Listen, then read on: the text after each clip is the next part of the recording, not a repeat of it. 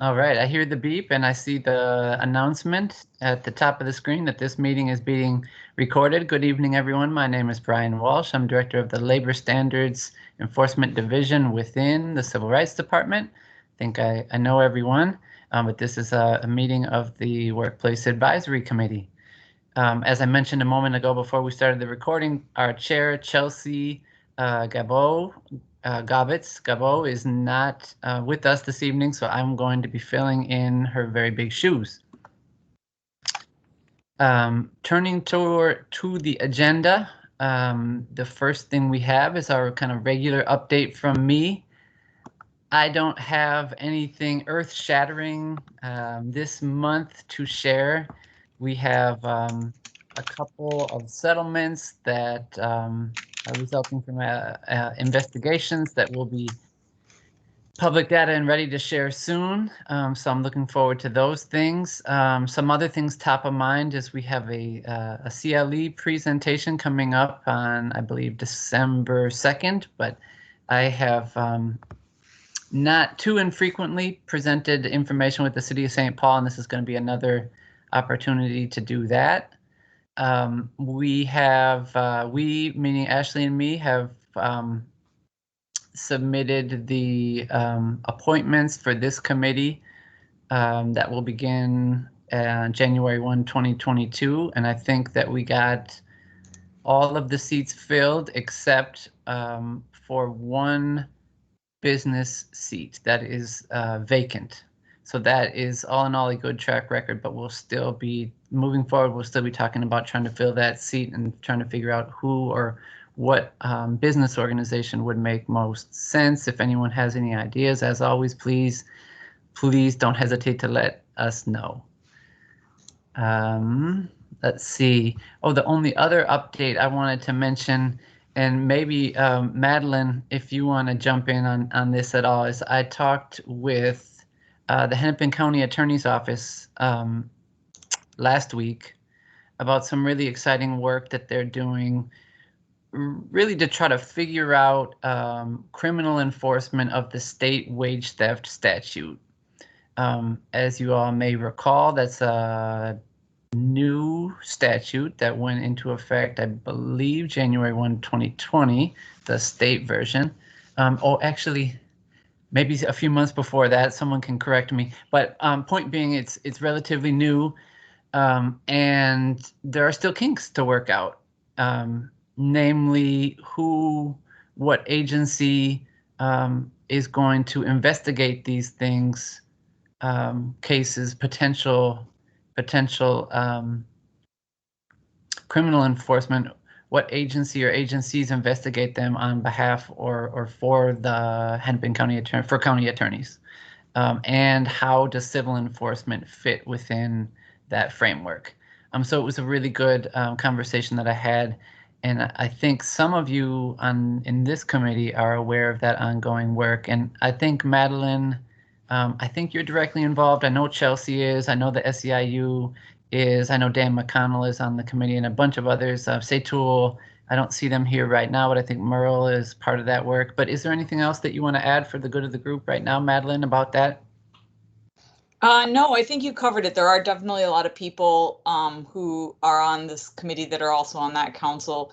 I am the lead of a subcommittee on outreach and training for non-governmental and non-union worker advocate organizations around the wage theft law and what we need to be able to reach outside of the sort of union and represented worker space to people who will be seeing this but don't necessarily have the first clue about how to go about dealing with it.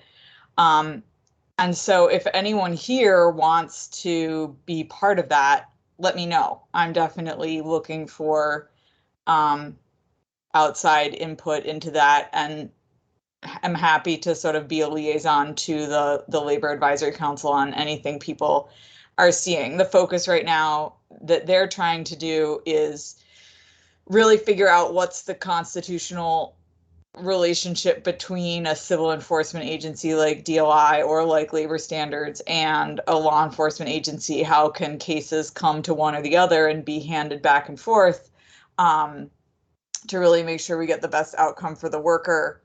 And what do the sheriffs, for instance, need to know to be able to do an investigation of wage theft case or a trafficking case? So that's where things stand right now.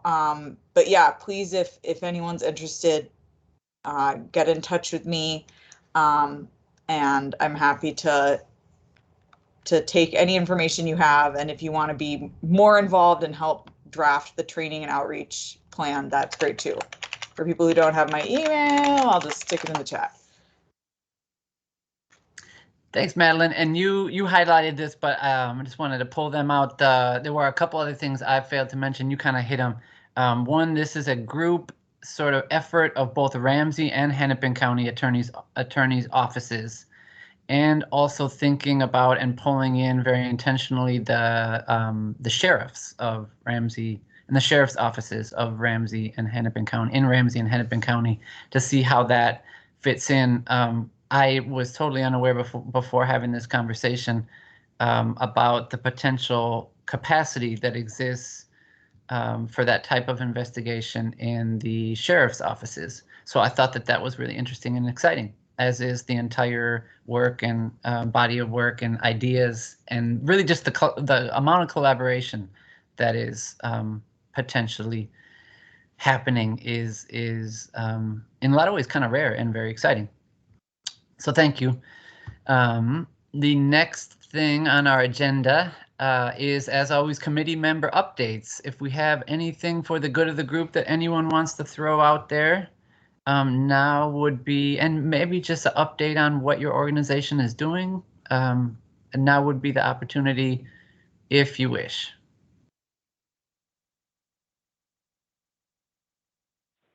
Brian, this is Kate from Eureka. I think this was maybe on the agenda, but I can't remember. But I did just want to put out there that obviously there are employers with 100 employees or more that are going to have to comply with the Biden administration's mandate around vaccinations for employees. And if employees aren't vaccinated, they can have the choice to be tested.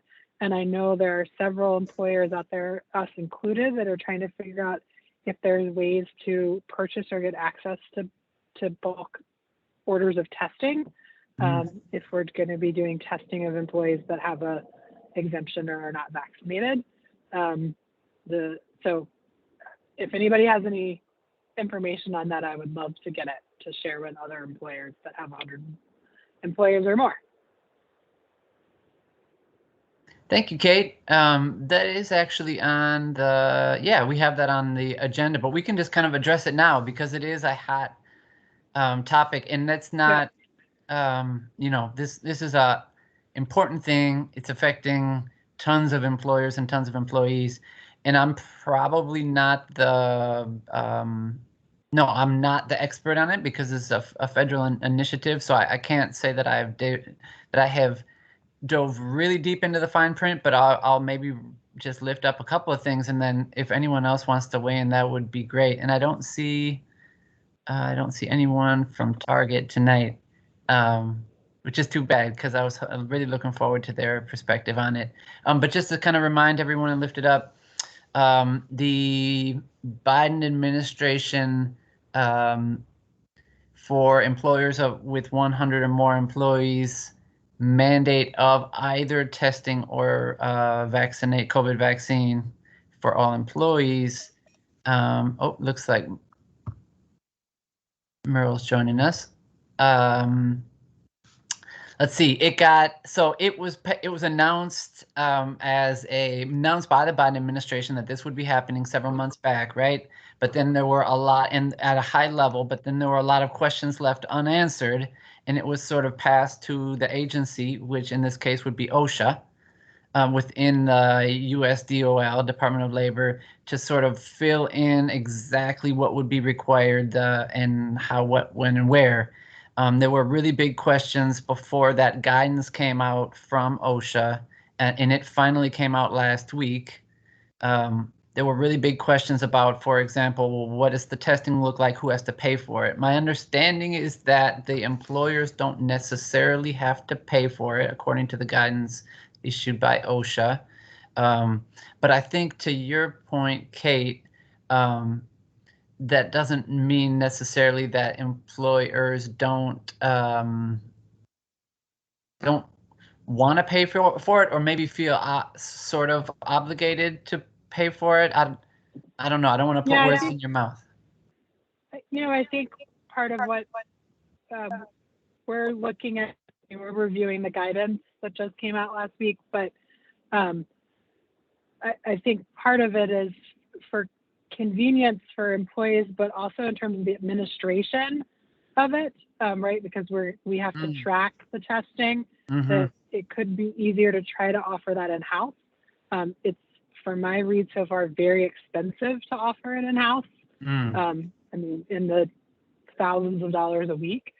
So are there other mechanisms that can be provided where employers want to help cover that cost, but could maybe get access to, again, bulk orders of tests or whatever it may be. I think people are really still trying to figure that out. I think the administrative cost of it could be significant, and so people are trying to figure that out as well. Got it. Thank you, Kate. That makes a ton of sense. I mean, this is just my own quick editorial. Yeah, tracking and figuring all of this stuff out on, especially with the testing. Weekly basis. Yeah, weekly. Yeah. For all employees and tons of like that's. And what exactly needs to be documented, what records are required, and what, because you don't want to run afoul of any of those kinds of details. It's not, it's a giant administrative undertaking. It sounds like. So yes, it is. It is definitely. So if there's resources out there to help with that, I think it would be, I know that it's not within the city's purview because it's a federal mandate, but if there are resources to link small businesses to help know how to administer it and help with some of that, I think that could be significant. I will just add, in our reading of the mandate, employers are not required to cover the cost of testing or the time to go get tested, unlike if we are required to cover the time if somebody goes to get vaccinated. Right.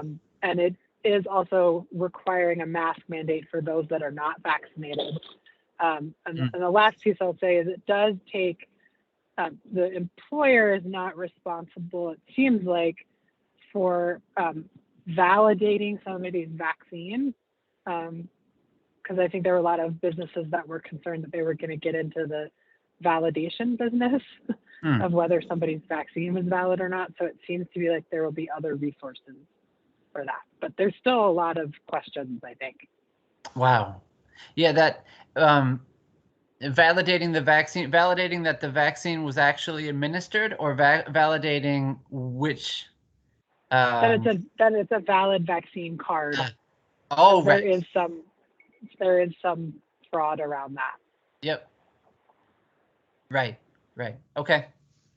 Well, I think this will certainly be a topic of ongoing conversation. The only other thing I'll throw out there, unless anyone else has any thoughts or questions about it, is I think, and Kate, you can correct me if I'm wrong, I think the Fifth Circuit Court of Appeals, the federal court, just put some sort of injunction in place to stop either slow things down or stop them. Is that right? Yeah, there's a stay in place, to my understanding. When the guidance was released last week, our interpretation of it was that you have to have your plan in place and submitted to OSHA in 30 days from November 4th, and then you have to actually implement the plan within 60 days, I think is how we interpreted that. It's unclear how the stay impacts those deadlines around having your plan submitted to OSHA. So the ambiguous fine print just got even more ambiguous. Yep. Okay. All right. Well, I have to say I don't envy my friends over at OSHA or in the USDOL who are going to have to try to enforce this one way, shape, or form. Okay. All right. Well, we can, I think, move on to some other items on the agenda. We only have a couple more. Welcome, Merle. I see you there. How are you? You will likely be interested in the next piece on the agenda, the collaborative enforcement funding. Brian? Brian, yes, sir. Sorry, before we get there, under sort of announcements, questions, sorts of things. Oh, yeah, please, by all means. No, I just wanted to ask, I know that originally the city was planning to do the sort of budgeting for the remaining 2/3 of the city's ARP dollars, sort of alongside the budget. Do you know what that process is, or if they're on track to do that on the same timeline as the budget? Because I really haven't heard much about it, and we're getting really far into the regular budget process. That sounds like a great question, and I have to say it's one I do not at all know the answer to. However, and I don't want to venture a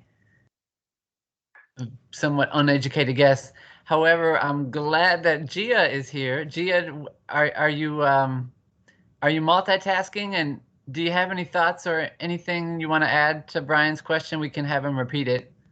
Nope, I heard. Thanks, Brian and Brian. Let me just see if I can get an update from my colleague Peter to see. I would assume we're still on track because I haven't heard otherwise, but let me just shoot him a message and see if I can learn anything new or different or otherwise while we're all still on the phone together. Thank you, Gia. All right, wonderful, thank you. The next thing, and we can loop back to that, is the collaborative enforcement funding. Merle, you had asked that we put this on the agenda for next month. It is now next month.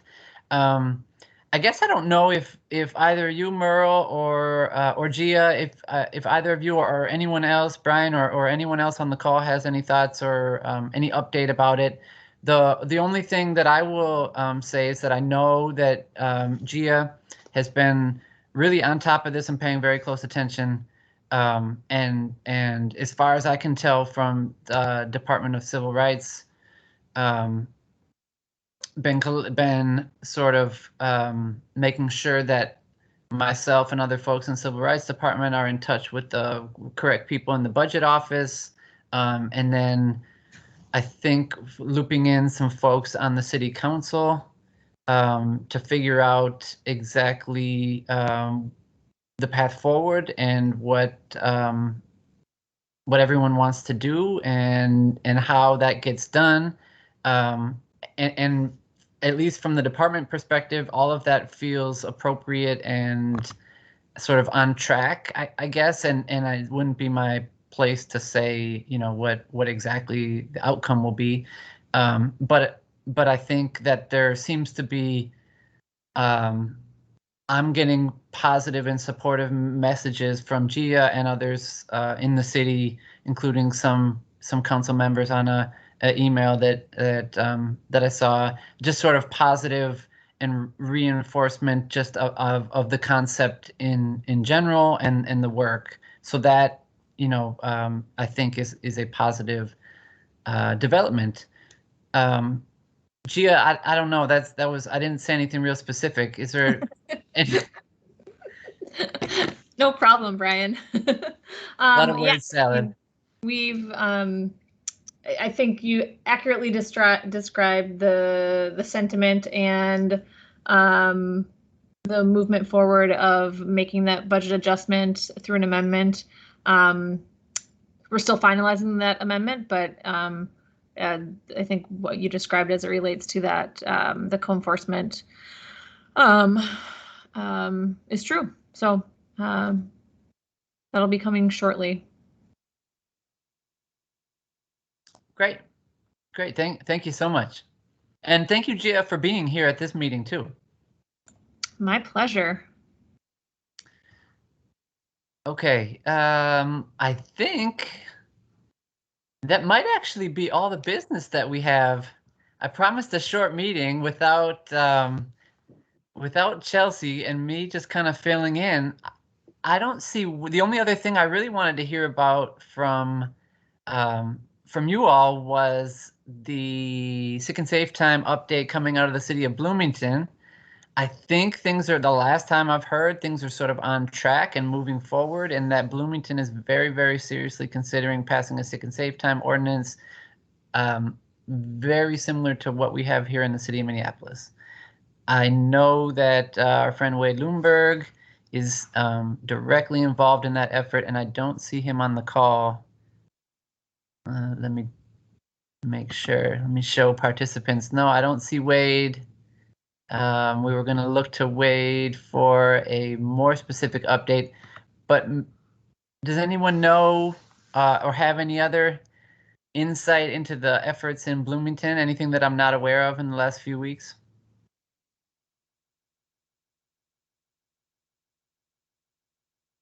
Okay, didn't think so, but just thought I would give that opportunity. Then let's see, the only other thing that comes to mind immediately is, Brian, do you want to mention anything ongoing at the state level with the essential worker? Is it back pay? That might be the wrong term. No, there's no agreed to term. So I kind of don't want to, but I will. It feels like many of us spent many months working very hard on this, only to have the Republicans say that it was their way or the highway.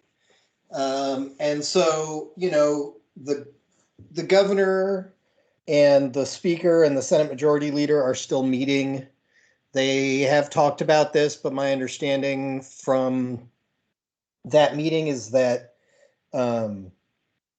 that the terms that the Republican Senate is demanding have not really changed, that they are demanding a rewrite of Chapter 12 emergency powers, and that in order to have a special session, and that they may have agreed to not fire Jan Malcolm in a special session, but they will not agree not to fire her when they return to a regular session in January 31st. So, I mean,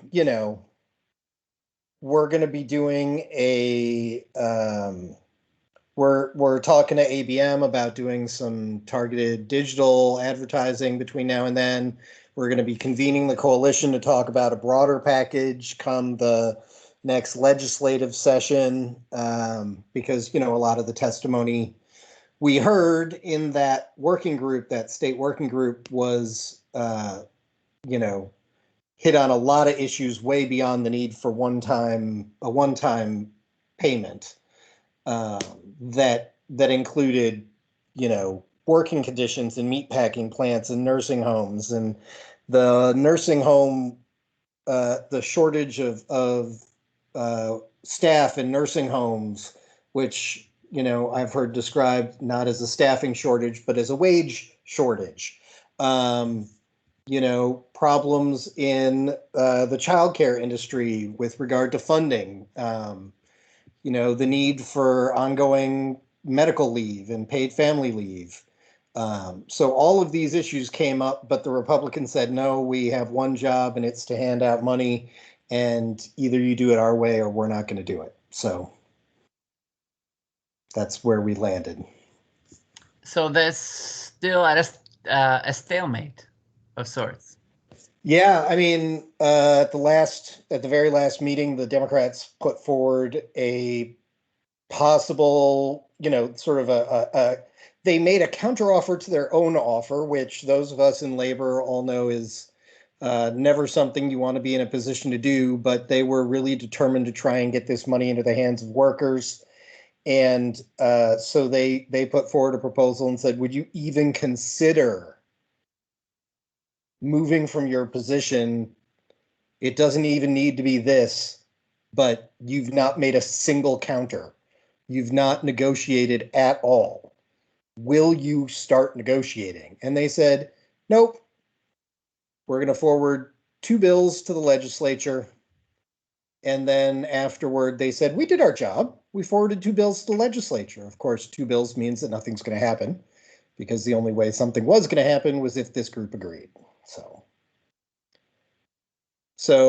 the other thing I've heard is that the governor and the speaker are not pleased at all, because the they made a deal for this $250 million. The Republicans agreed in exchange for healthcare reinsurance, which the governor and the House did not want. The Senate got their reinsurance, and workers still have not gotten their $250 million. So. Okay. Well, thank you, Brian, for that update. The only other final notes, at a super high level, there are. Oh, go ahead, Merle. Before I add my final notes, go right ahead. Hey, I'm sorry. I've been having tech problems all day long. Can people hear me okay? Yeah, I can hear you just fine. Okay, so I was super slow on the draw to be able to respond around the co-enforcement piece. Sorry to jump back on the agenda. Tech problems of trying to catch up. But yes, I just wanted to reiterate what you said, as well as what Gia said, that we've seen the budget adjustment moving to be able to pull the budget back to what it has been in previous years, and appreciate the leadership and seeing the prioritizing co-enforcement in the middle of a crazy budget year, to say the least. So yeah, it's been good to see that first step is moving, and seeing that is a clear priority. And I'm just curious about next steps now that the elections have happened, and we've seen the results on the 3 ballot initiatives. It helps create some clarity about budget priorities. I'm wondering about the next steps of beyond the amendment, to be able to adjust it back to what it has been in previous years, to actually follow the recommendations of the Workplace Advisory Committee around having 8 full-time staff for enforcement, and $800,000 for outreach and education. I know that it is in the hands of City Council now, but I'm wondering if there's any assessment of the possibility of that moving, and what is the next steps that the Workplace Advisory Committee would move in terms of ensuring that the City Council hears what the recommendations of the leading experts in the city are.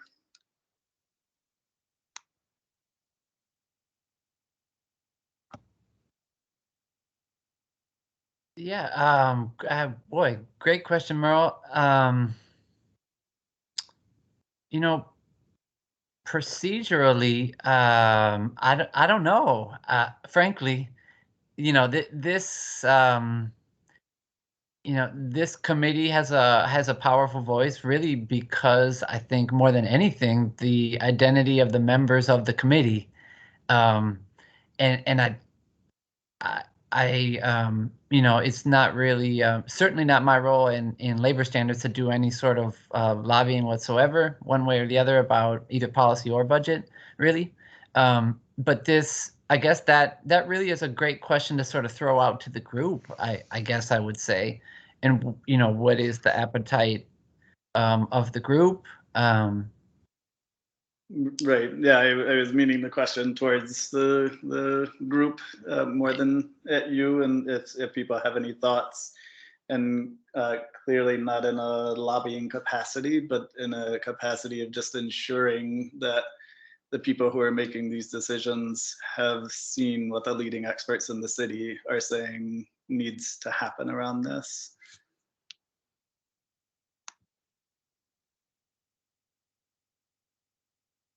Does anyone have anyone on the call? And we can come back to it, certainly. And feel free, of course, to contact Murrow offline. But does anyone have any thoughts about either co-enforcement generally, thoughts or questions, or specific ideas about how to engage during this budget cycle that's really unfolding right now?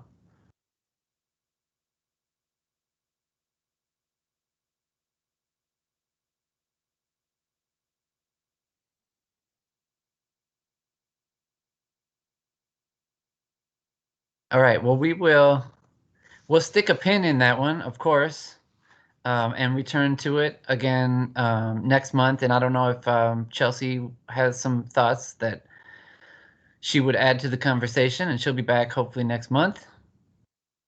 But the only other things I just wanted to mention, of course, that there's at the federal level, at the really high level, you know, the Build Back Better and the infrastructure package that just passed. As we're talking through different policy things, I know one of the pieces on the Biden administration's agenda was paid family leave. That I think fell out at this point of the sort of Build Back Better compromise, but that would be something where that conversation, I suppose, in one way, shape, or form, that conversation is going to continue on both the national, state levels. But paid family leave is sort of out there and would certainly be of interest to everyone on this committee. It's something that we've talked of, not necessarily doing at the city, but certainly something that we have talked about, and definitely as it relates to our sick and safe time ordinance. But that's a theme that we've spent a lot of time over the years discussing.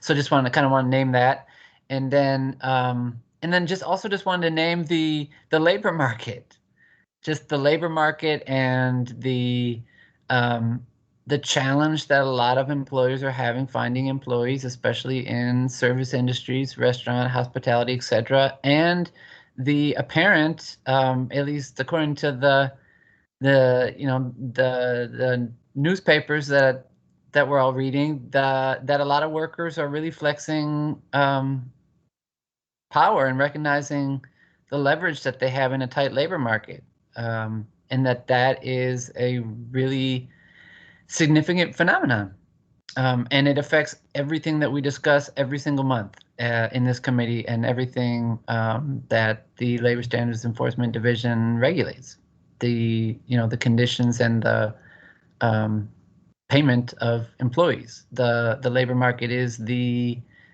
thing, absent all of us, that regulates what that looks like, and how much workers are paid. So just kind of want to name that. We don't have to dive deep into it. Just kind of wanted to say that. And then the final words for today. Brian Elliott, you mentioned the firing of Jan Malcolm. It reminded me that I meant to mention to everyone in the Labor Standards Enforcement Division update at the very beginning of the meeting that Nancy Leppink, the former commissioner of the Department of Labor, who was sort of unceremoniously ousted by, I think it was Senate Republicans, or the Republicans in the legislature. I've actually been in touch with her last week and have a meeting in a couple of days. This week she's still here locally and really active, and we're talking about her coming to do some training of our investigators in the city's Labor Standards Enforcement Division. I'm really excited about that. Both herself and then some other longtime folks at the U.S. DOL to kind of continue to tap her really considerable wisdom and vision and leadership in being really strategic. Oh, I see your note, Brian. Yeah, she is outstanding. She's phenomenal, and she has so much experience, and is just such an expert, really, in thinking strategically, how you go about defining success as the rate of compliance across the entire city, and what it means to operationalize that as the model of success, instead of just processing complaints as they come in and defining success by numbers of complaints processed or days it takes to process them or dollars collected. All of those things are important, but to sort of figure out how to keep your eyes on the prize, if you will, of making these laws real. So with that, I will pause very briefly to see if does anyone else have anything they want to add today for the good of the group before we dismiss this meeting of the Workplace Advisory Committee. All right, well, seeing none, we will see you all at the same time, at the same place next month, right back here, and Chelsea will be back as the chair of this committee. So thanks everyone for your time and attention today. I know how busy you are and it really means a lot to us. So thank you. Thank you.